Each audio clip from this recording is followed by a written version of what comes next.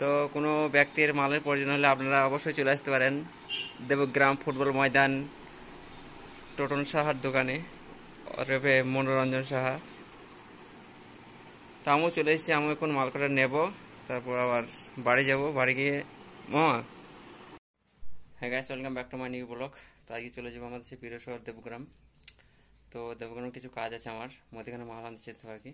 তো ব্লগটা এখান থেকে শুরু করছি, অবশ্যই শেষ পর্যন্ত দেখবে।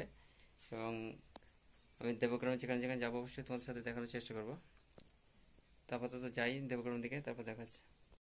তো দেবগ্রাম যাওয়ার উদ্দেশ্যে আমি আর ছোটো ভাই বাইরে হয়ে পড়েছি। তো দুইজনে গল্প করতে করতে যাচ্ছে আর কি।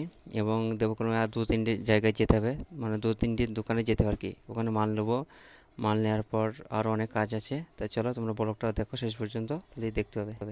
দেবগ্রামে অলরেডি ঢুকে পড়েছি এবং কাটার মোড় এটা প্রচণ্ড জ্যাম ছিল, তাই আমরা একটু দাঁড়িয়েছিলাম। এবং জ্যামটা ছাড়ার পর আমরা রওনা দিয়েছি। প্রথমে আমি যাব মুদিখানা দোকানে, ওখানে মুদিখানা মাল নেবো। মুদিখানা না মাল নেওয়ার পর আলুর ঘরে যাব। তো আগে মুদিখানা দোকান যাই। মামা কেমন আছো?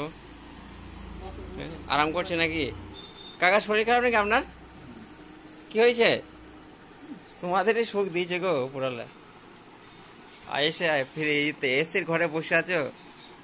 তো কোনো ব্যক্তির মালের প্রয়োজন হলে আপনারা অবশ্যই চলে আসতে পারেন দেবগ্রাম ফুটবল ময়দান টোটন সাহার দোকানে, ওরফে মনোরঞ্জন সাহা।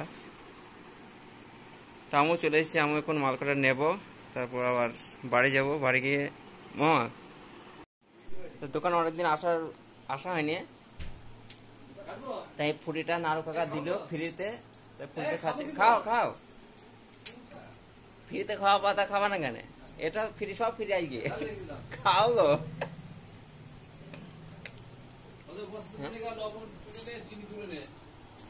মামা খায় না সব।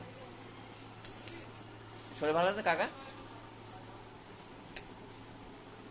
তো মুদিখানা দোকানে কাজ ছিল, আমি গিয়েছিলাম আলুর ঘরে, ওইখানে আলু নেবো।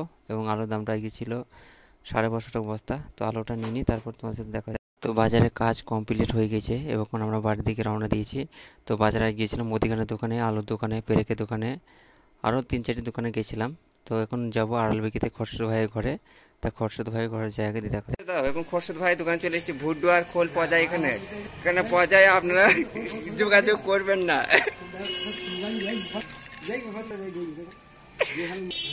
তা আপনারা চলে আসতে পারেন আড়ালবেগি স্থান। তো দেবগ্রাম থেকে বাড়ি ফেরার পর আজ আর কোথাও যাইনি এবং সন্ধ্যের সময় গেছিলাম মিষ্টির দোকানে।